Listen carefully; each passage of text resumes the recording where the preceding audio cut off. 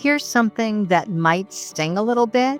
If you're constantly making excuses for somebody's behavior, you're probably in love with your idea of that person, not the actual person. Hey there, my name is Jocelyn Herman-Saccio, and I need to tell you something that might be a little bit uncomfortable to hear today. You might be pouring energy into protecting relationships that are built on, well, nothing real. And I'm not just talking about romantic relationships. I'm talking about friendship, work relationships, even family dynamics where you're hiding who you truly are because you think it's somehow keeping the peace. But here's what's really happening. When we hide parts of ourselves, we think we're protecting those relationships, but what we're actually doing is watering plastic plants. No matter how much care and attention and love you pour into them, they're not going to grow. They will never bloom. They will never give you the relationship that you're actually seeking. So today, I want to walk you through exactly how to identify when you're protecting something that isn't real, why we need to do this ourselves, and most importantly, how to step into authentic connections that actually fulfill you instead of drain you. Because here's the thing. I have worked with countless people throughout the years, entrepreneurs, executives, parents, actors, people who have built really great success, but they feel completely disconnected in their relationships. And what I have discovered after 4 decades of doing transformative work is that the same patterns create business success, control, perfectionism, people pleasing are often the exact things that are destroying our ability to connect authentically. The main point one, the hidden cost of hiding. So let's talk about what's really going on when you're not fully yourself in any relationship. I had a client, let's call her Lisa, who came to me after 15 years of marriage. And she was successful, wildly successful in her business. But she told me something that, really stopped me in my tracks of coaching her. She said, Jocelyn, I feel like a stranger in my own marriage. Now, Lisa had spent years adjusting to what she thought her husband wanted. She didn't bring up her love for adventure because he seemed kind of like somebody who was like a homebody. She didn't even mention her passion for art because he was all about the numbers and practical stuff. She even stopped talking about her dreams of traveling. She wanted to travel the world, but she thought it would create distance between her and her husband. So she just stopped bringing it up. But here's what was actually happening. The more she hid those parts of herself, the more disconnected she felt in the marriage, not just from her husband, but from herself. She was literally living as a stranger in her own life. She would wake up in the morning and put on this mask of who she thought she needed to be. And by the end of the day, she was exhausted. It takes a lot of energy to pretend, not from work, but from pretending. That's what the exhaustion came from. And this is what relationship experts are calling the illusion of intimacy. So we think frequent interactions equal closeness, but true intimacy requires vulnerability and emotional presence. So if you're constantly editing yourself or walking on eggshells with someone or performing a version of you that you think others want you to be, you're not in a real relationship. You're in a performance, a pretense. And performances are exhausting. They're draining. And here's the kicker. They're not even protecting what you think they're protecting. Like, what are you protecting? A fake relationship. Because real connection requires us to be seen fully, not just in the easy moments, but in the real, sometimes messy parts of our lives of who we are. And the irony is that the very thing we're trying to protect, the relationship, becomes fragile because it's not based in full transparency or communication. Main point two, the professional hiding game. Now, let me share another story that might hit closer to home for some of you. I worked with a man named James. He's a corporate executive who had what everyone would call a secure job.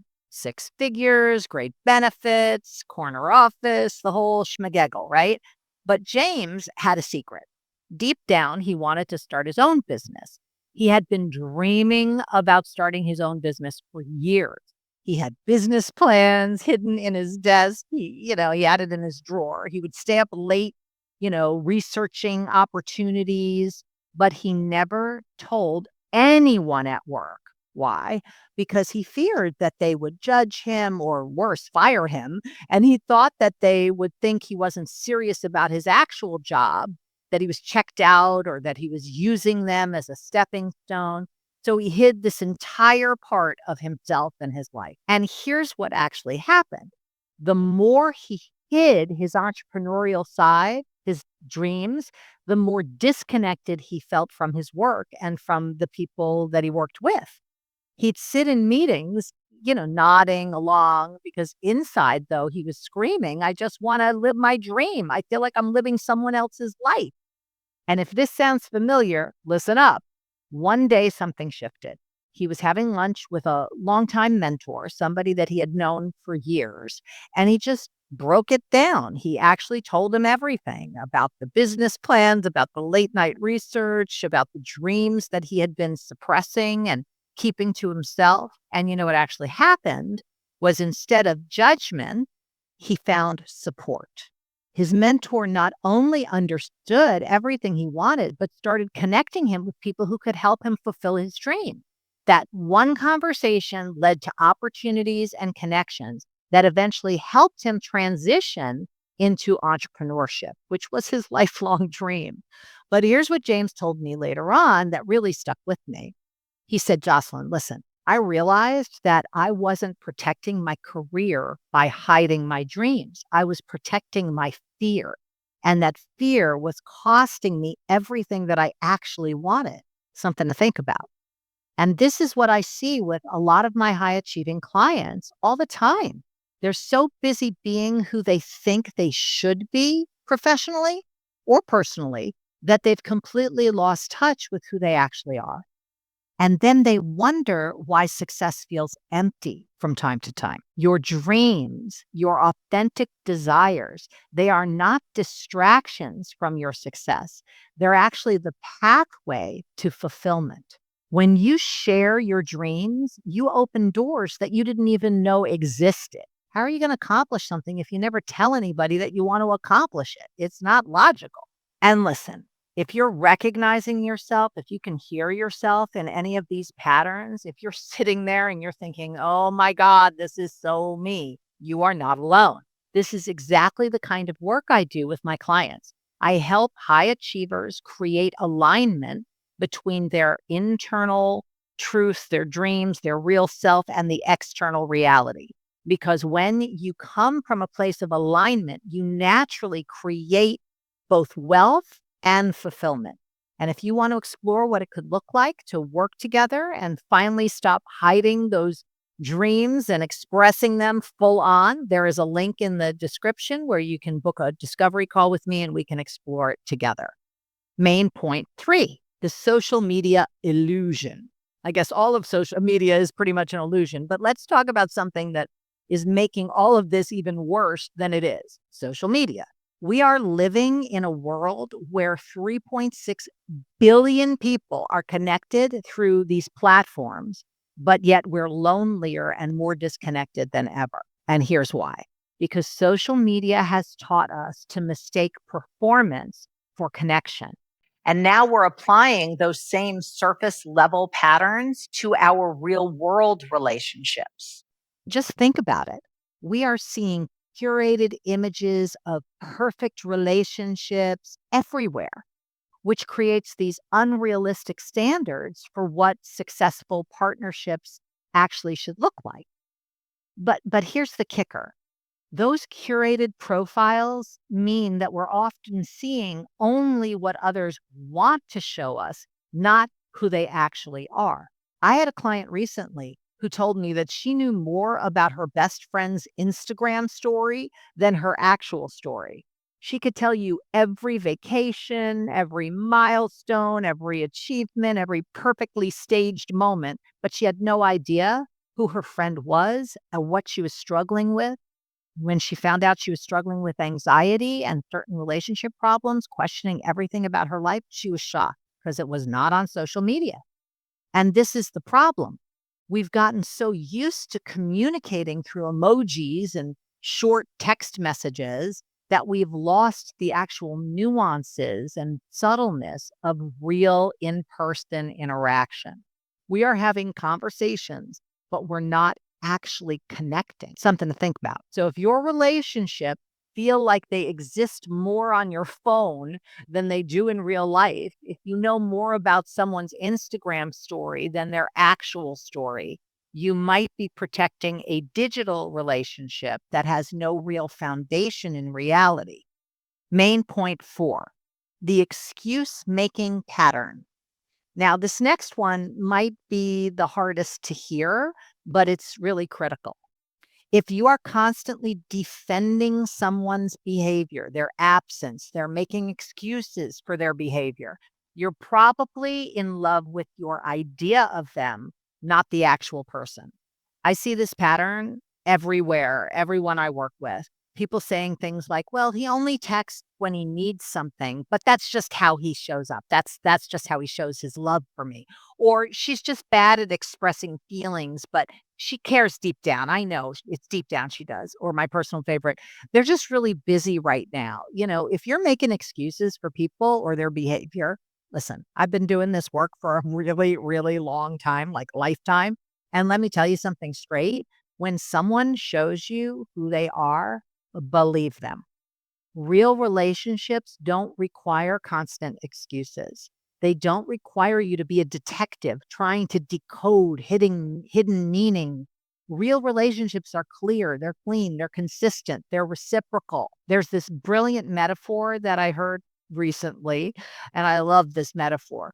Protecting a relationship that isn't real is like watering a plastic plant. No matter how much care or attention or love you pour into that plastic plant, it's never going to grow. It's never going to bloom. It's never going to be the relationship that you're actually seeking. As my mother would say, never. So here's what's really happening when you make these kinds of excuses for somebody in your life. You're not protecting the relationship. You're protecting your fantasy of what the relationship could be if only they changed, if only they saw you, if only they realized your worth. But that if only is keeping you stuck in something that doesn't actually exist. Main point number 5, the freedom formula. Da, da, da. Here is where it gets beautiful. Here's where everything changes.